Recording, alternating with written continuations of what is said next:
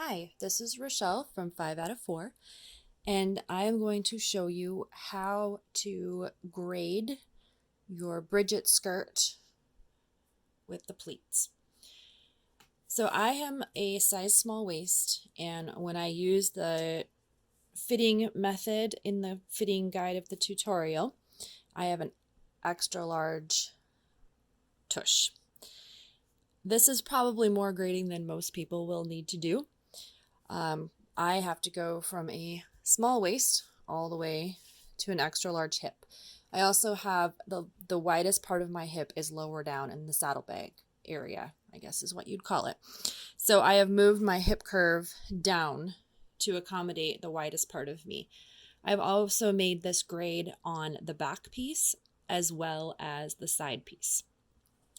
Now, since my waist is a small, I started the small and I've ran it all the way over. Now I'm leaving all the way out to the extra large on the pleat side so that I have room to grade it once I have done this. You can see that.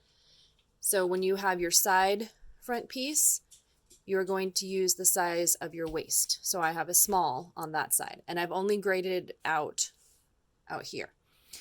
So because I am a small waist, those are the pleats I'm going to use. So I have marked them, otherwise it gets very confusing. So the first thing I'm going to do is I'm going to fold on all of the short ones.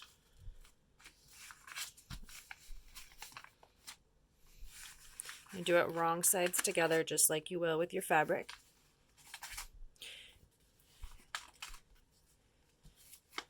Like that. Then I am going to fold each one up and crease it. I'll go ahead and do that. All right, so now I have them all folded up into the knife pleats.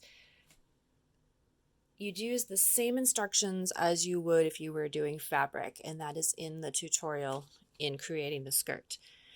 It's way easier to do on fabric than it is to do on paper, especially computer paper. It does not want to bend, but as accurate as you can here. Then I'm going to take my back skirt, which I have also already graded from the small to the large, and I'm going to use that as my template.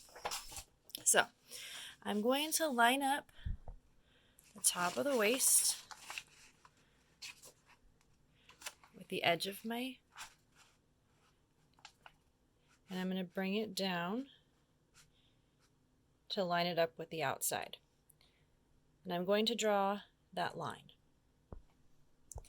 All right, now we have the line from my small waist to my extra large hip. And now I'm going to cut on that line.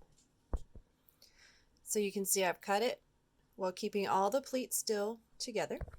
We don't need this anymore. And then when we open this up, you now have a graded set of pleats.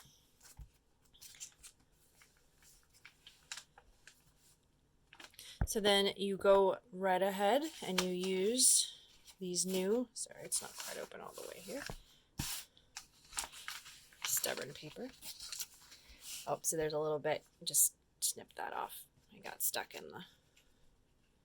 there we go. And now you have your new set of pleat lines from top to bottom.